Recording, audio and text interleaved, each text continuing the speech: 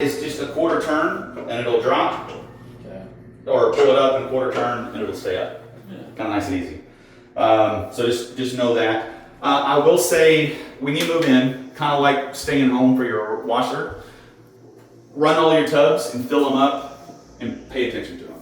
Because most of the time when you're running a shower or a tub, you're going to start it and you're going to walk away because it takes forever to fill up. Yeah. Last thing again you want is come in and it's flooding. So we want to make sure that overflow is working. I've checked it, my plumber checks it, city is supposed to check it, your third party should have done it too. But it's been about a month by the time he was here till when you move in. Yeah. So just fill it up and make sure nothing got clogged in there. As long as it's about 3/4 of the way up, no matter how much water's coming, it stops, you're good. Yeah. That's all you gotta worry about. Cool. Good deal. I think we also had kind of like in there, as long as this is in line with the pipe, you're good. If you need to replace this guy, turn it and you're good. Yeah. So I always want to flush toilets too, make sure that we are getting a full flush. And notice because it's off, we're not filling the tank up. Yeah. So if you need to replace this, that's the best thing to do. And usually you have to flush it twice. One to dump this and then one to dump what's in here. But turn it back on and that's going to start filling up. Okay. There you go. So the other thing, so sometimes this level, if you notice it running in the middle of the night a lot, you can always shut it off here if it gets annoying. But usually it's this little guy here. It's going to keep a Phillips head around. Give this a turn one way, it's going to raise that water level. Other way, it's going to lower it. It's probably just because it's hitting a different spot and it's not finishing the fill. That's all. So quick way to do that. Okay. So your laundry room, bathrooms, you're always going to have an exhaust fan just to get all that moisture out. Since you got a shower, you're going to have it. You may not have it in like powder baths because there's really no main water source except for here. But usually any water source area, you'll have an exhaust. So we always want to make sure they work.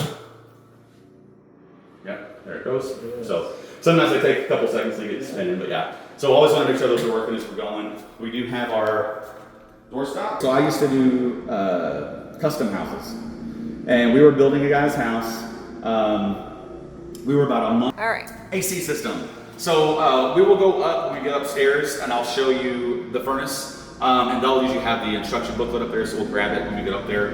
But quick way to use this thing. This little symbol at the top is your hot and cold. Right now we have it on auto, so it'll do its own thing. You can set it to straight cool, straight heat, whatever. Auto is kind of nice though. You set the high and the low, and it's just going to keep it in that range for you. So kind of cool.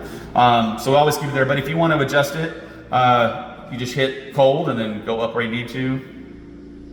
And then same thing with the heat, go where you need to. So pretty easy system. Simple, yeah. Yeah. This is also Wi-Fi. So again, once you get your internet, a lot of stuff in here is Wi-Fi. You do have your main menu settings for just comfort in the system itself, how you can set it up. But you also have, go back, all the other settings in here. So you can actually lock this thing out. So if you don't want people messing with it, you can put in a code. Or if you go out of town on vacation, from here you could go and set it. Hey, I'm leaving on this day, go up to 80. And then on my way home, make it come down to whatever you need. But again, that's on your phone too. So you can be in Italy and do it if you need to. Yep, kind of cool. So yeah, but we'll bring down that manual and kind of read over it, get everything on it. But pretty easy, pretty cool little system. Also, once you're on the internet, it does tell you the outside temperature too. A good reason to have that, some people say, well, why do I need to know that? I can check my phone. Well, yeah, you can, but most thermostats, on average, can't do more than 25 degrees above or below what's outside.